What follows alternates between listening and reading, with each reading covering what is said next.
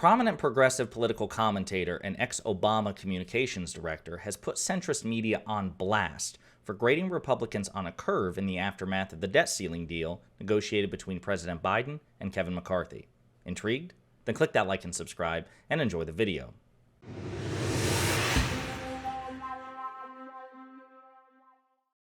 So again, one of the recurring theses of this channel is the fact that there is an asymmetry of expectation between the Republican Party and the Democratic Party.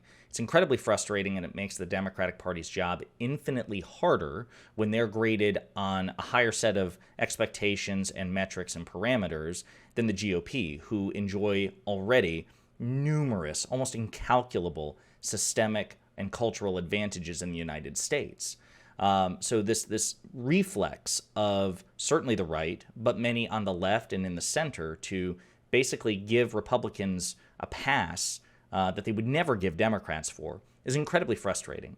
And I love it when other much more prominent and much more experienced political operatives call it out. So one of those people is a guy named Dan Pfeiffer, who was a former communications director for President Obama, and he's currently one of the co-hosts on Pod Save America. And in the aftermath of the debt ceiling deal, the Fiscal Responsibility Act, which was negotiated between President Biden and Republican Speaker Kevin McCarthy, then passed in the House of Representatives, passed in the Senate, signed into law by the president over the weekend, Dan Pfeiffer has been putting centrist media on blast for their their just reflexive urge to sing Kevin McCarthy's praises. We won't read the entire article, but it's on in Substack, and he makes a really compelling case here. He was like, last night, the House of Representatives passed the debt limit extension budget deal negotiated by Biden and Kevin McCarthy by a surprising margin.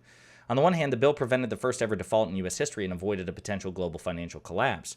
On the other, this deal was small potatoes consisting of relatively minor and contemporary cuts to discretionary spending programs. But you wouldn't know any of that from today's coverage. The press, particularly congressional reporters, are treating the passage of this basic bill as a significant accomplishment for McCarthy. On Twitter and in the press, reporters are slavishly fating the speaker for the passage of the bill. And then he provides some examples, which we won't go into. And then he just basically, Pfeiffer, in concise and incisive ways, dissects it. He said, look, McCarthy did the bare minimum required and didn't get fired yet in the process. Now, this is a big one. So when Kevin McCarthy was lobbying for the speaker of the House Speaker job back in January, and it took him 15 rounds of voting to pull it off, which was a historic embarrassment. One of the things that he had to give, one of the concessions that he had to make to his own party, particularly the Freedom Caucus in the Republican Party, was basically lowering the threshold by which they can kick him out, right? So there's this motion in the House of Representatives called Motion to Vacate the Chair, and it's essentially a no-confidence vote to get rid of the Speaker of the House of Representatives. And in the past, there was a fairly high threshold for it. Now, any single member of the House of Representatives can initiate a vote to boot McCarthy out of his job. Now, it still takes a majority vote to get it done, but basically, at any time, Matt Gaetz, Lauren Boebert, Andy Biggs, Paul Gosar, anyone who is upset about the fact that Kevin McCarthy essentially rolled over for President Biden in the Fiscal Responsibility Act, they can trigger a vote at any time. So he may very well end up losing his job. We don't know yet. But anyway, as Pfeiffer points out, if folks want to say that McCarthy exceeded historically low expectations, fine, but treating him as some conquering hero or the second coming of President Johnson is ridiculously over the top. And this is something that he points out. So why do Republicans get graded on a curve?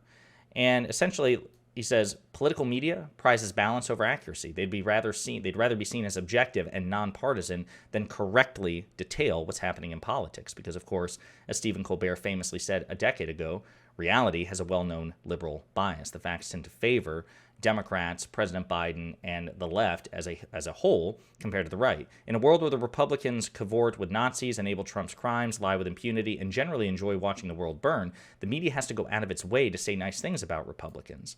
And then, of course, he makes the case that this is basically factored into the price. Second, the media has fully internalized the idea that the modern GOP is radical and reckless. Therefore, they price that assumption into the baseline. Of course, House Republicans will strap a legislative bomb to their chest and extort policy concessions under threat of default. Of course, insert Republican here, would lie about Joe Biden's family record or health. Now, if a Democrat does something that might be seen as uncivil or irresponsible, the press goes after them whole hog. This is absolutely true. This is part of the asymmetry of expectation.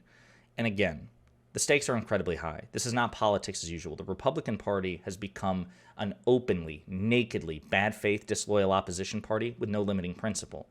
And again, between the Electoral College, the fact that the 30 out of 50 state legislatures are under control of Republicans, the fact that some of the most prominent members of the media, the Fox Propaganda Network, the Daily Wire, etc., and so forth, enjoy such a colossal advantage.